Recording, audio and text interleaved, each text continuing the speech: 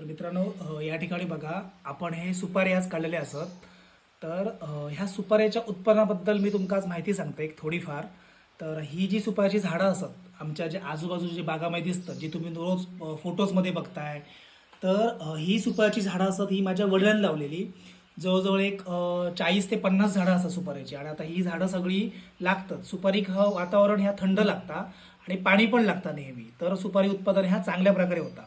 तर आता ही जी ओली सुपारी असा, तर ही ओली सुपारी बाजारामध्ये 5 रुपयाने जाता, कारण बरीच लोक ही ओली सुपारी फोडतात आणि ती खातात. पण ही सुपारी सहसा खाण्यासाठी, म्हणजे ही सुपारी लागता म्हणजे थोडीशी चक्कर येतात जर तुम्ही ही जास्त प्रमाणात जर ओली सुपारी खाल्लीत तर.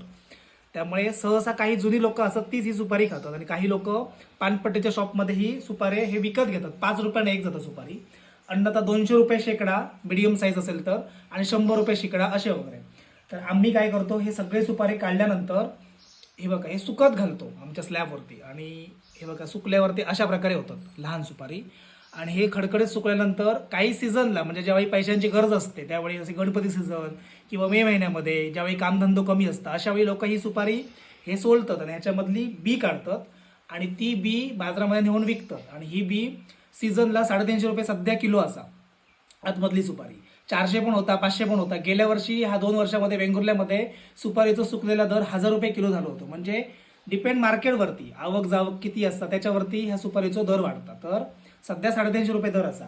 तर कोकणातील मुलांका मी एक सुपारी उत्पादनाविषयी सांगू शकते. मी तुमच्याकडे जर अगदी व्यवस्थित जागा असेल तर तुम्ही 100 सुपारीची झाडं लावलीत आणि त्याची योग्यरित्या जर काळजी घेतलीत, पाणी वगैरे घालून, खत पाणी घालून काळजी जर घेतलीत, तर आपण एक अंदाजे करूया की एका सुपारीच्या झाडामागे 3 किलो जर सुपारी मिळाली तर 350 रुपये दरप्रमाणे आपणा किती मिळतं, 900, 1000 रुपये 50, बरोबर ना रे. 1050 रुपये तुमचे निघू शकतात. म्हणजे एक सुपारीचं झाड जर तुमका वार्षिक जर 1000 रुपये जर देत असेल, कारण सुपारीचं झाड या वर्षातून 2 वेळा लागतात, बरोबर ना रे. एक 2 वेळा लागतात सुपारीचं झाड, 2 वेळा. हा. जर सुपारी तुमका फक्त आपण एकदाच पकडूया, एक सुपारीचं झाड वार्षिक जर 1000 रुपये जर देत असेल आणि तुमचे जर 100 झाडं असतील तर 1000 गुणिले 100 झाडं म्हणजे 1,00,000 रुपये उत्पादन तुम्ही सुपारीमधून कोकणामध्ये सहजरित्या घेऊ शकताय. आता हे सुपारी जे असत, हे माझ्या वडिलांनी आणि आईने एका वर्षी विकले होते. तर फक्त 30,000 रुपये आले होते ह्या सुपाऱ्यांचे. आणि म्हणजे विचार करा, त्यावेळी आमची सुपारी कमी फार होती, 300-400 रुपये दर होतो. म्हणजे विचार करा, जर कोकणातील मुलांका जी जातात 10-12 हजार रुपयाच्या नोकरीसाठी लोक जी जातात, त्यांच्यानी गावात राहून पण जर असं उत्पादन केला तर बिझनेस होऊ शकता. तर आता अशा प्रकारे आम्ही असे 7-8 सुपारीच्या झाडांचे सुपारी काढलेले असत आणि हे आता आम्ही सुकत घालून नंतर आम्ही एप्रिल मे महिन्यामध्ये